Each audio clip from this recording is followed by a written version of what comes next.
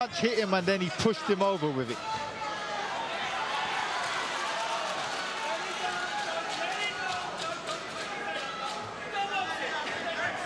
One thing's for sure, Balker's got tremendous heart. No doubt about that.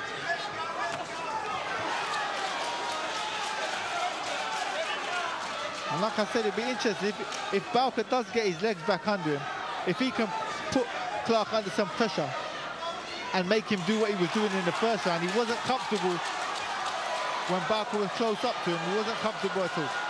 Well, Clarke spins him on the ropes, comes back at him, both hands.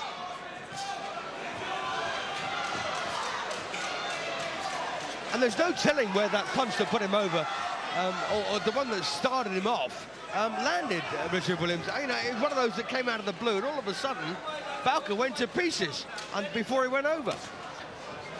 Well, this is it, and what you see now is Clarke's confident. He's confident. A confident man's a hard man to beat. It's hard to get back into the fight for Balker because Clarke's very confident right now. Very, very good point. Not impossible, but as Richard Williams has said, hard.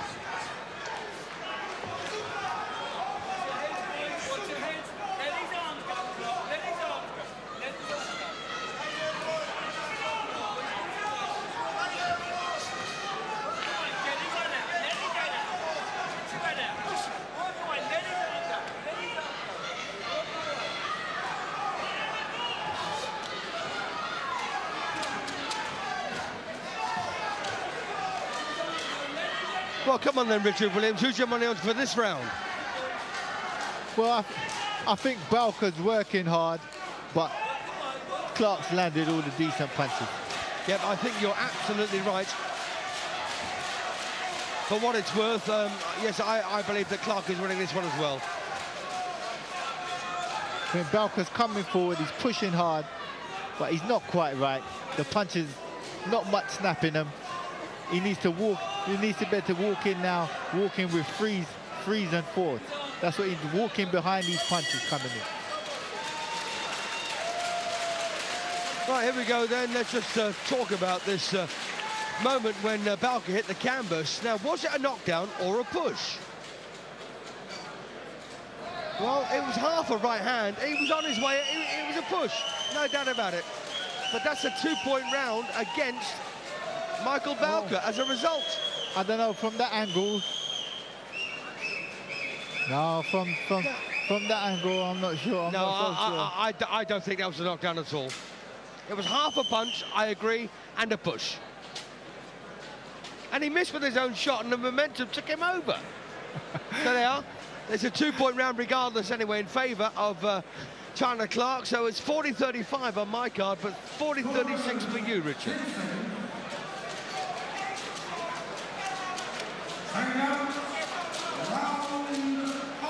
Round 5 it is then, penultimate round, and well, there's no doubt about it now, on paper anyway.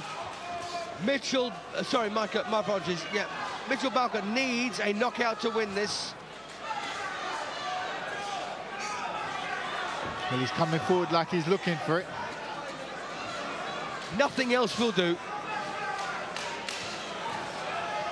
If I called him Michael Balker previously, I do apologise. I didn't mean to. Mitchell Balker is the name.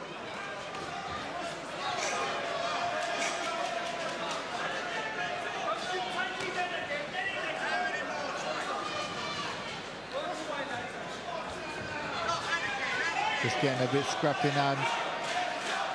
Balker trying to push hard.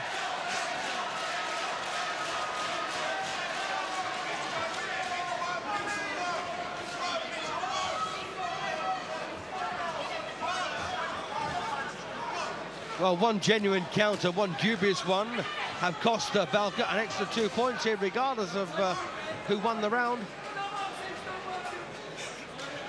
And that's expensive, isn't it, Richard Williams? Oh, definitely. Especially in such a short fight. Very hard to come back from that sort of deficit.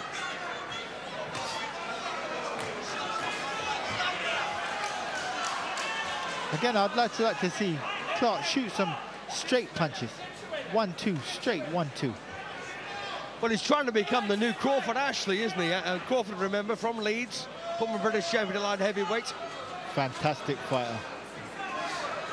Fantastic technician.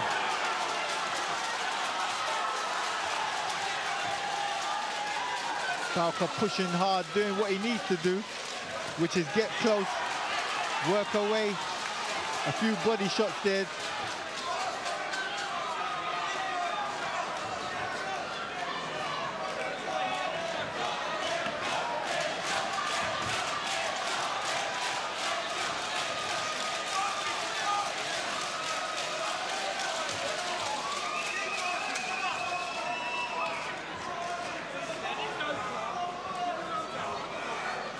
And this fight for me is an indication of how one fight can change, one punch can change a fight so drastically. Well, we saw that really, didn't we, in round 2, certainly in round 4. As I say, I don't think it was a knockdown, but there you go. That's life, but certainly was in round 2, and it was just one shot that upset Balker's balance, and off he went. And of course, he did get put down with a right hook. That's right. Uphill struggle thereafter. But always showing a lot of heart. A lot of heart. Yeah, good round though. Once again for China Clarke.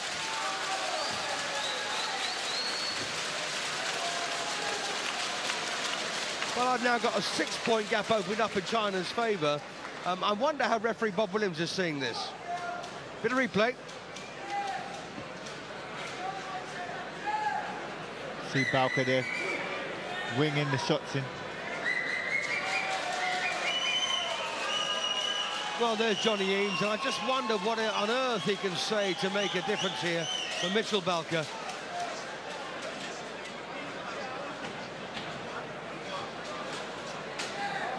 At this point, I think Johnny can say what he wants. I don't think Balker's got the energy. Although I think he's definitely got the heart and the mind to do it, I don't think he's got the energy. Here we go then, 6th and final round.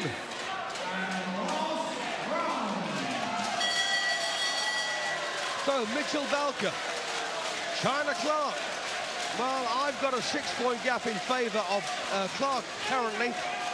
On the scorecard, of course, Richard Williams has got a 5-point gap. But we'll have to wait and see how this one turns out. Certainly, Balker needs a knockout to win it.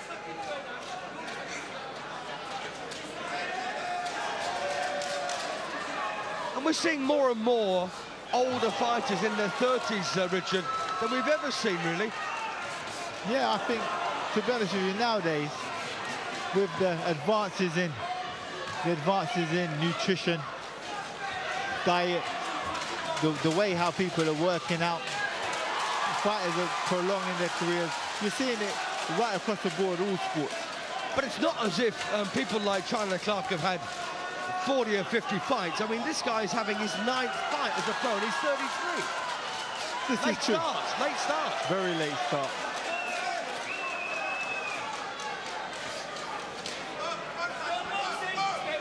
Don't forget, of course, that Balker was a former New York Golden Gloves champion in 2008. He won Norman Neely. Nice uppercut there from Clarke. Clarke's throwing a few of those uppercuts. I think his corners sent him out saying that Balker's open. Well, he's slightly taller as well, which gives him the option and the opportunity. I think he's thrown maybe 7 uppercuts at the beginning of this round straight away. Made that 8.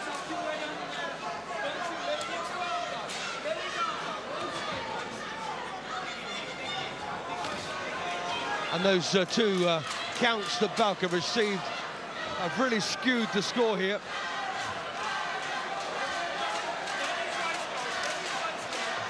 For me, from the first knockdown, Balker's punches, they lost all their zip,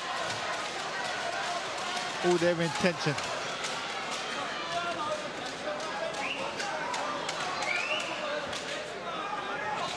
Well, I've got to say, a pretty decent finish here from Clarke, and he's going to make it 9 fights and 8 wins with 1 draw. No defeats as yet for China Clarke, and there's no telling where he could go. Well, I think it'll definitely be a learning fight for him. I think he'll go back, watch the video, watch it back, and say to himself, if I just gave myself a little bit of room, could fire those straight punches, combinations, I probably could have got him out of there. Very good point. Listen to that, China. Good advice.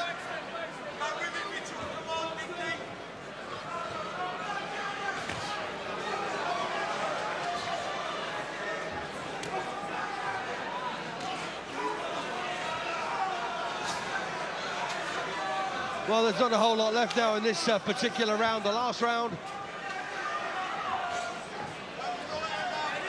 And it's going to be a very convincing win for China Clarke. And the referee agrees. Now let's just see what his scorecard was.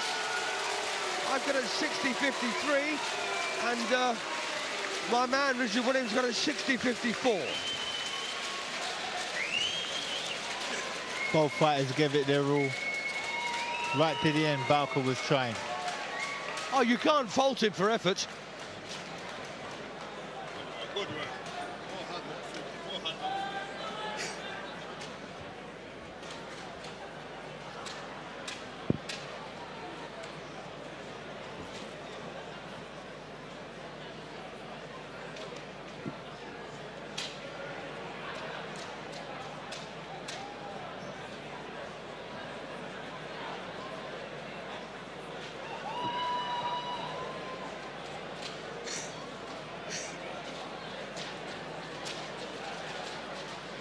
Okay, let's make that one official. And your referee, Mr. Bob Williams, has scored this contest 58-55 in favour of your winner, and still unbeaten from Leeds, China Clarke.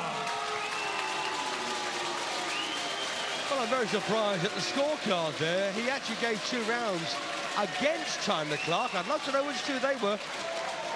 Very surprising indeed.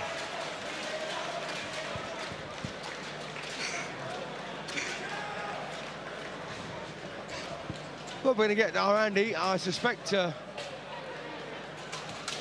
we go. Then these are the knockdowns. This was the moment when Mitchell Balker was severely staggered by, I don't quite know what, but that's the right hand that put him over.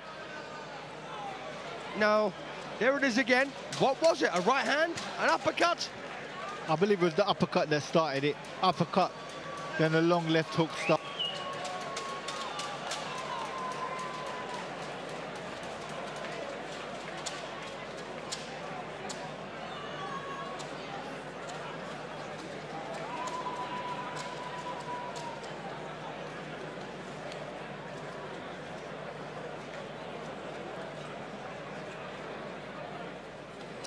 Gary Logan's with me at ringside again. Gary, you know, Spencer Fearon must be getting a bit sick of Mark Bateson, because that's 2 shows in a row. He's brought a big lad down from Yorkshire and beaten one of Spencer's boys. Yeah, Luke Robinson, I believe, got a great decision over Eric Ochieng, who's gone on to become English light middleweight champion now. So that's a great one for Bateson. He's done it twice, and I'm sure Spencer's going to be out for him now. Yeah, I'm sure Spencer will want a rematch, and it was a good scrap, to put it in old-fashioned terms, that. Yeah, it was a good scrap. They both came to win. I thought that China showed a lot of potential. You know, fighting away from home as well, in another man's house, with the support that Balker had. You know, it takes a lot to come in here and do a job on him, and he did that. That's what he did.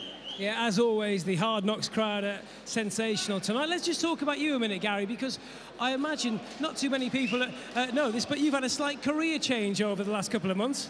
Yes, I've decided to yield to my calling. It's Call of the Wild. I mean, I had 42 professional fights, and a lot of people always said that I should have become a trainer, and I was always sort of debating with my good mate Adam Booth whether I should do it. He was always saying, come along, why don't you do it, why don't you give it a try?